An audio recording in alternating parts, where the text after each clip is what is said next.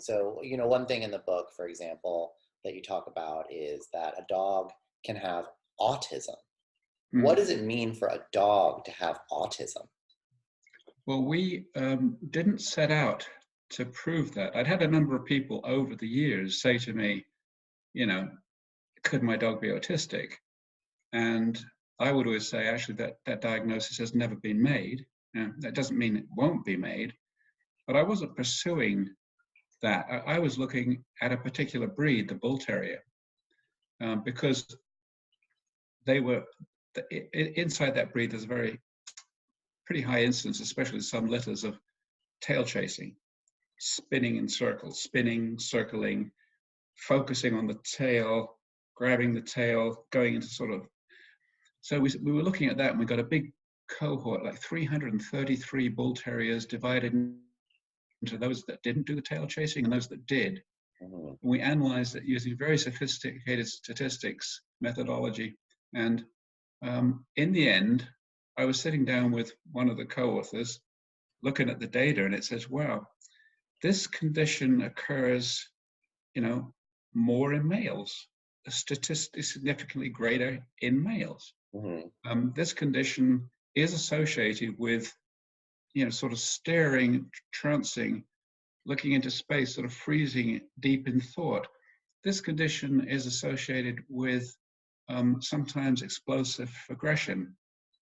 This condition is associated with, social withdrawn. We ask questions, and do you consider your dog to be more socially withdrawn? And the answer for both groups, the affected, the control, was the affected group, the tail chasers, much more socially withdrawn. And another thing, autistics have oftentimes is some kind of obsession with objects. With children, it might be building blocks and stuff like that. And then suddenly it dawned on us, it could be autism.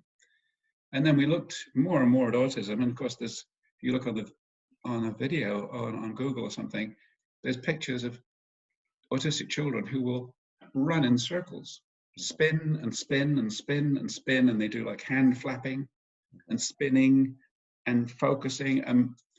So it looked a lot like it. And so we decided to send that report into a journal of something like Autism and Childhood Developmental Disorders. And they said, well, we like what you've written. It does seem compelling for what you see, but is there anything you can measure to confirm? So looks like isn't sufficient. It has to actually have another layer of depth to it. Right. So we went away and we took blood samples from the dogs, and we knew that autistic children have elevated levels of a polypeptide called neurotensin in their blood, and they also have elevated levels of something called corticotrophin releasing hormone. Mhm. So actually we did a cohort of children, showed the levels, and two cohorts of dogs, affected and unaffected. Sure, the affected dogs that chased their tails had elevated levels of CRH and neurotensin. Wow. Then we sent the article back in. This time we thought a better journal would be translational psychiatry, because we're now talking exactly that topic. So we sent it to the Journal of Translational Psychiatry, which is a very highbrow journal. I believe it's one of the Nature series journals. And they said, yes, we like it. And it was published.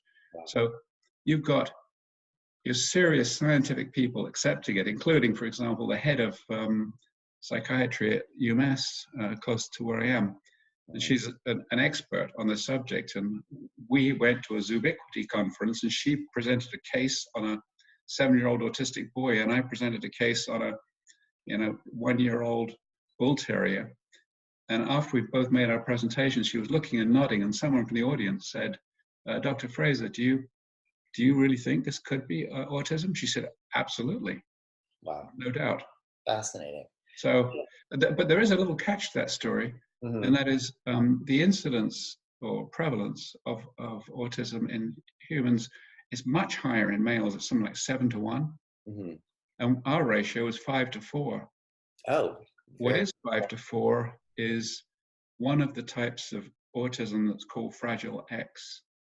Fragile X syndrome, you tend to have a long face and long ears and a domed hard palate, and actually what you're describing is the looks of a bull terrier.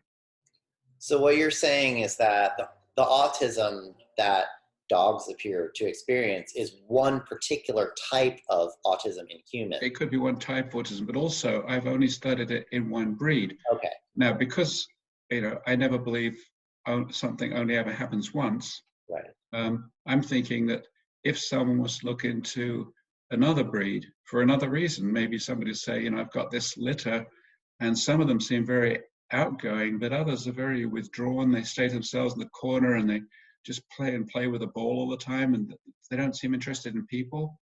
Mm-hmm. You could look at those dogs and you could look into the neurotensin and the corticotrophin releasing hormone, and there may be some other breeds, some individuals and other breeds who would also be affected. So I'm curious, when you said that the tail chasing behavior was an indicator, does that mean, I mean, people watching this are going to be like, oh, my dog chases his tail. Does that mean it's likely autistic? Well, it's a little bit different. I mean, I think, any dog, like if you took a puppy, in play, it might do a couple of circles and snap at its tail. Mm-hmm. We're talking about pretty serious stuff, like spitting like a whirling dervish, Mm-hmm. snapping at the tail, sometimes biting the tail, staring at the tail, fixated on the tail. The tail, it's like the whole dog's life is about the tail. This is not just about a couple of desultory spins. Mm-hmm. So this is a serious, like it does it maybe for long periods of time. It's really focused, Mm-hmm. that kind of thing. Yeah, but it doesn't necessarily have to be the spinning. I mean, autistic children sometimes spin and they flap their hands, which dogs can't do. Right. But another thing they do is, like, some of them will self-injure. They may bang their heads, and somebody might find a dog breed where a certain litter of them, call it a King Charles Cavalier, they're doing a lot of head pressing or banging their head, but that alone wouldn't do it. But I'm saying it could be a different repetitive disorder. Very interesting. Thank you for visiting. Please consider supporting us by visiting our shop, where we have fun t-shirts and other things like mugs. You'll also be supporting animal rescue. Thanks again.